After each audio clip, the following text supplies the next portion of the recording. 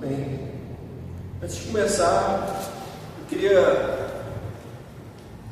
perguntar: quem está se sentindo forte hoje? Quem está se sentindo forte hoje? Quem não está cansado? Quem está mais ou menos cansado? Quem está cansado, mas se falar assim, vamos andar mais uma milha, eu ando.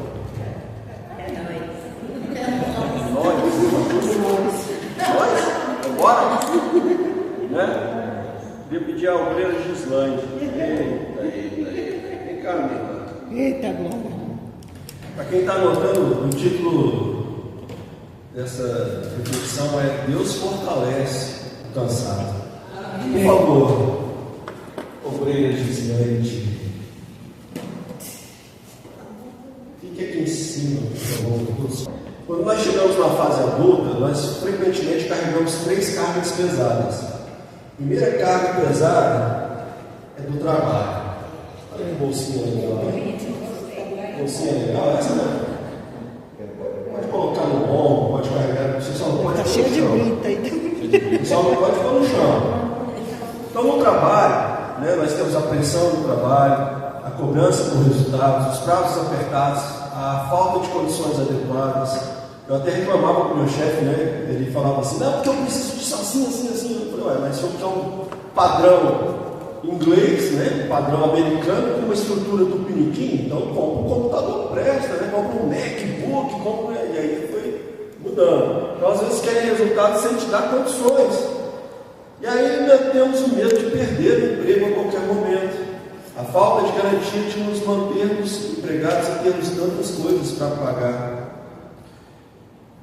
Soma-se a isso o tempo gasto com deslocamento do teu trabalho.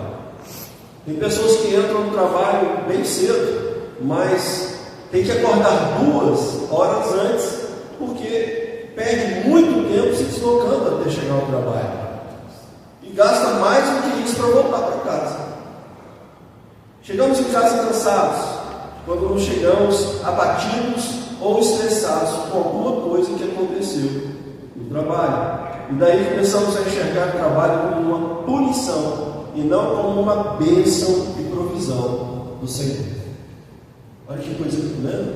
Algo que é para ser bênção de Deus, nós acabamos, pelo cansaço, enxergando como sendo uma punição. Tem que acordar para ir trabalhar porque eu sou obrigado.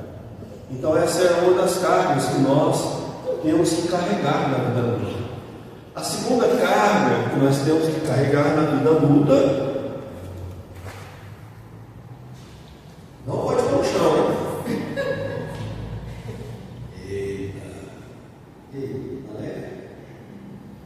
é a família.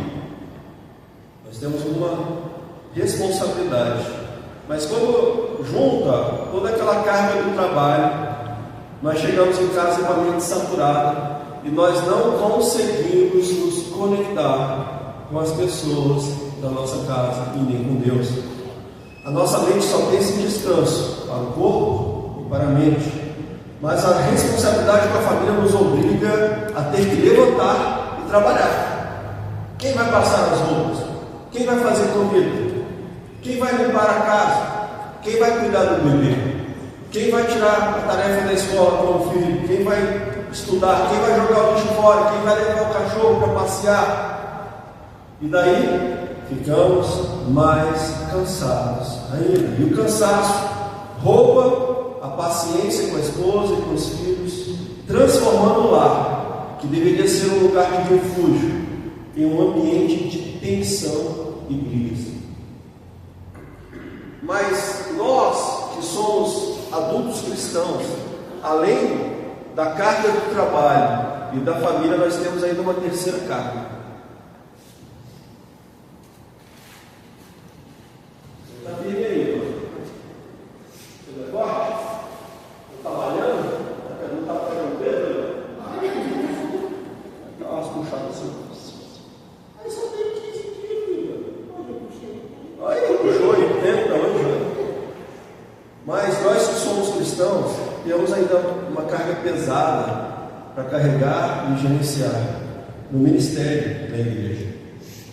O excesso de tarefas, quando o obreiro assume a frente ou centraliza muitas responsabilidades ao mesmo tempo, quando o obreiro só enxerga as cobranças e a exigência de estar sempre disponível e não enxerga o reconhecimento ou gratidão pelo seu esforço, quando o voluntário foca tanto no trabalho na igreja e não investe tempo alimentando-se na própria fé, tudo isso acaba gerando um sentimento de sobrecarga e estresse. Daí, o obreiro acaba servindo na igreja por obrigação e não por amor, o que esvazia a sua espiritualidade. Obrigado, pode deixar essas cargas pesadas. Eu não sou Jesus não, mas vou ouvir o Senhor falar. Isso aqui foi só para a gente tentar visualizar que realmente é um peso. Não é um peso físico, mas é um peso que cai sobre os nossos ombros e chega uma hora que nós nos sentimos cansados, não só fisicamente, mas mentalmente. Cada uma dessas três áreas, trabalho, família e igreja, exige energia, foco e proatividade.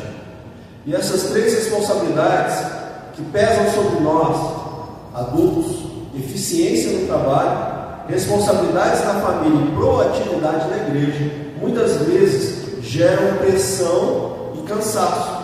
E o perigo aumenta quando a exaustão em uma dessas esferas começa a interferir para outras. Ou seja, eu passei uma situação difícil no trabalho, aí eu levo esse problema para casa, chego em casa de mau humor, brigo com a esposa, aí vem para a igreja, vem com aquela coisa pesada, aquela mente pesada, e aí já não estou sintonizado com o que está acontecendo. Alguém que passa e fala alguma coisa, eu já retruco. Ou seja, uma coisa vai interferir, uma área vai interferindo na outra. E se não buscarmos ajuda, certamente nos sentiremos sobrecarregados e com vontade de desistir. E qual é a melhor estratégia? Quando nós estamos assim, parar para descansar, mas não para desistir. É preciso parar para descansar, mas não para desistir. Abre, por favor, 1 Reis 19, versículos 4 e 7. 4 a 7. 1 Reis 19, nós vamos ler do 4 ao 7 no primeiro momento. Já vou adiantando aqui para os irmãos. É uma história muito conhecida, né? Elias desafia ali os profetas de Baal e Azerá. Ele tem uma vitória tremenda sobre esses profetas, mas aquela rainha demoníaca, quando descobre que ele matou os profetas, que ela bancava com dinheiro do palácio, dinheiro do povo, ela diz que se não acontecer o que aconteceu com os profetas dela, se não acontecer com Elias, ela não se chamava Jezabel. E aí o que acontece? Ele foge. E aí o que acontece? Versículo 4, a continuação. Ele mesmo, porém, foi para o deserto, caminhando um dia inteiro. Por fim, sentou-se debaixo de um zinco, sentiu vontade de morrer e orou: basta, Senhor, tira a minha vida, porque eu não sou melhor do que os meus pais. Deitou-se e dormiu debaixo de um zinco. E eis que um anjo tocou nele e lhe disse: levante-se e coma. Nós falamos sobre isso aqui, né, no ensino bíblico dominical. Nós vamos lendo o texto, e principalmente um texto que é histórico, nós vamos lendo e parece que os acontecimentos foram logo em sequência, né? A gente não sabe que passou-se um tempo ali entre uma coisa e outra. Então a gente pensa que ele deitou, logo que ele deitou já veio o anjo, né? Ele deitou, ele dormiu, ele descansou, né? Mas ele estava ali envolto num sentimento de depressão, ele queria morrer. Mas passou um tempo, o Senhor mandou um anjo tocar nele e lhe dizer: levante-se e come. E ele olha para o lado, perto da sua cabeça tinha um pão assado sobre pedras em brasa e um jarro de água. O texto diz que ele comeu, bebeu e fez o quê? Tornou a dormir. Olha como é que ele estava. Aquela comida era para ele, né, se levantar, se revigorar, matar a sua sede, mas ele desejou voltar a dormir. Mas o anjo do Senhor voltou, tocou nele e disse: levante-se e coma, porque a viagem será longa. Nesse episódio, o profeta Elias estava exausto e deprimido ao ponto de pedir a morte. Deus então enviou um anjo para lhe dar comida e descanso. O cansaço físico e mental não é sinal de falta de fé, mas é um lembrete da nossa humanidade. Nos sentimos cansados, irmãos, é humano, é normal, né? Por isso é essencial que façamos uma pausa para recuperar as forças, principalmente no Senhor. Está cansado? Descanse. Uma mente cansada não toma boas decisões. Aprenda a descansar e não a desistir.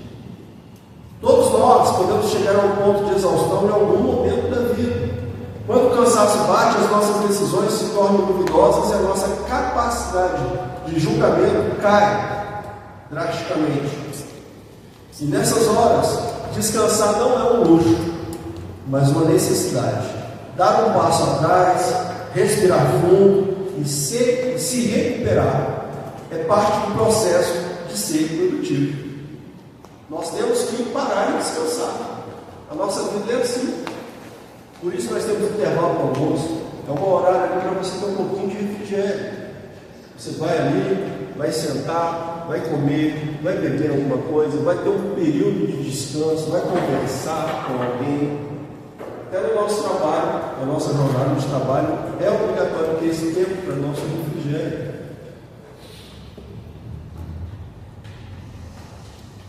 Desistir é fácil quando nós estamos exaustos, mas não é a atitude certa de um servo de Deus.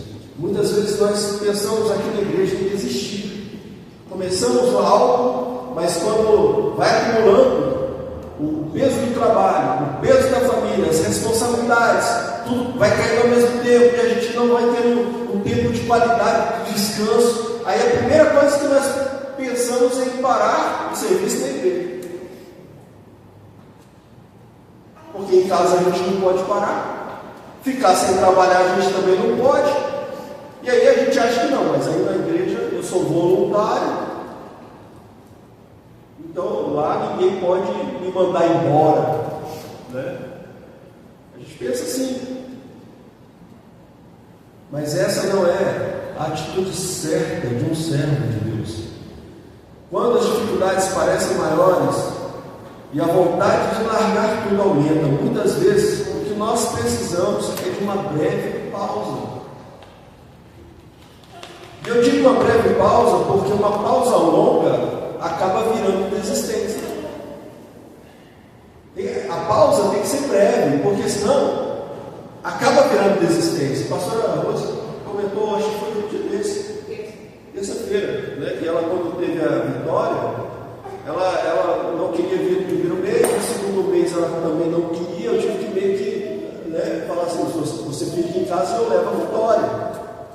Porque ela já estava se acostumando a ficar em casa. Porque ficar em casa é mais cômodo, descansando, não tendo que assumir responsabilidade, não tendo que se esforçar, não tendo que se arrumar, porque a gente tem que se arrumar, a gente tem que arrumar menino, a gente tem que levar todo mundo, e aquela coisa toda, e organizar as coisas. Então a pausa tem que ser breve, o descanso tem que ser breve, não pode ser prolongado demais, senão ele vira desistência. Elias queria desistir de tudo, da própria vida. Ele desejou a própria morte, falou: Senhor, chega, basta, não quero mais. Ele deitou-se e dormiu debaixo de um zimbro. O Senhor enviou um anjo para lhe provar que ele não estava sozinho. E não só enviou um anjo para fazer companhia, ainda mandou o alimento, mandou a água. E nós estamos falando aqui de uma época em que a fome e a seca estavam generalizadas, porque ele próprio tinha proclamado que não choveria enquanto ele não orasse de novo ao Senhor. Elias comeu, bebeu e tornou a dormir. Elias queria continuar a dormir. Ele queria continuar descansando por mais tempo. Mas o versículo 7 diz que o anjo do Senhor voltou, tocou nele e lhe disse: levante-se e coma, porque a viagem vai ser longa. Elias precisava descansar, mas o descanso não durou muitos dias, pois Deus enviou um anjo para tocar nele, acordá-lo e enviá-lo de volta à jornada. Precisamos aprender a descansar no Senhor e buscar o alimento que vem dele: a oração, o jejum, a meditação na palavra, a leitura da palavra. Mas temos que entender que também precisamos retornar ao caminho. Precisamos retornar às nossas responsabilidades. Quando nos sentimos renovados, com a mente descansada, o que antes parecia impossível começa a parecer mais fácil, porque agora nós renovamos as nossas forças no Senhor. O versículo 8 diz que então Elias se levantou, comeu e bebeu, e com a força daquela comida caminhou 40 dias e 40 noites até Horebe, o monte de Deus. E o que ele fez quando ele chegou lá?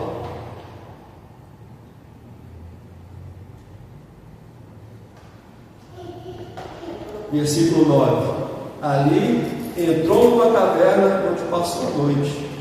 E eis que a palavra do Senhor veio a ele e lhe disse: o que você está fazendo aqui, Elias? Elias queria se isolar de novo, queria se esconder de novo das suas responsabilidades, estava fugindo, com medo. E quantas vezes nós ficamos paralisados por causa do medo? Ficamos paralisados por causa da opressão, da pressão, e queremos fugir, queremos nos isolar, queremos nos esconder. Mas o Senhor te diz essa noite: o que você está fazendo aí, escondido, parado, paralisado, não é aí que você tem que estar.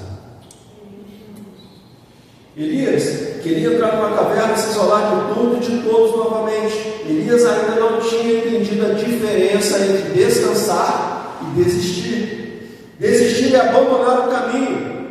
Descansar é se preparar para caminhar ainda mais longe. E por que parar para descansar é diferente de desistir? Porque quando nós desistimos, nós cruzamos os braços, assumimos que somos fracassados e colocamos a perder tudo que já conquistamos até ali. Tudo que você conquistou se perde quando você desiste. Chegou tão longe, mas não concluiu, perdeu. Comecei o curso de inglês, não concluí, perdeu. Comecei a fazer não sei o que, não sei o que, não sei o que. Comecei um trabalho assim, social, tal, começou, não continuou, perdeu tudo.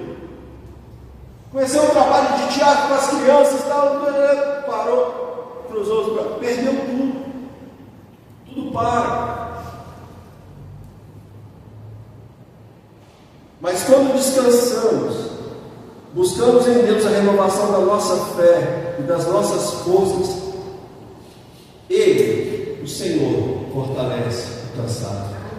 E ainda que aquilo que nós pensamos tenha parado por um pouquinho de tempo, quando nós voltamos com mais determinação, com mais garra, mais renovados, e aquilo ainda vai mais longe do que a gente pensava. Porque o Senhor fortalece o cansado. Isaías 40, de 29 a 31. Ele fortalece o cansado e multiplica as forças ao que não tem nenhum vigor. Os jovens se cansam e se fatigam, e os moços de exaustos caem, mas os que esperam no Senhor renovam as suas forças, sobem com asas como águias, correm e não se cansam, caminham e não se fatigam. Eu quero ministrar sobre a sua vida essa noite. Elias fugiu para o deserto, entrou em depressão e pediu a morte. Ele queria desistir. A resposta de Deus para Elias não foi uma cobrança por mais trabalho, mas sim comida, água e sono, refrigério. Por isso eu te digo, está cansado? Descansa. Mas não desiste.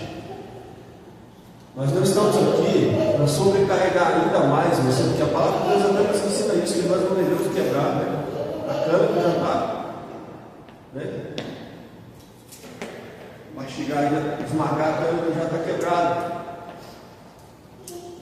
Nós estamos aqui para te ajudar nesse processo de descanso. Pastor, está difícil.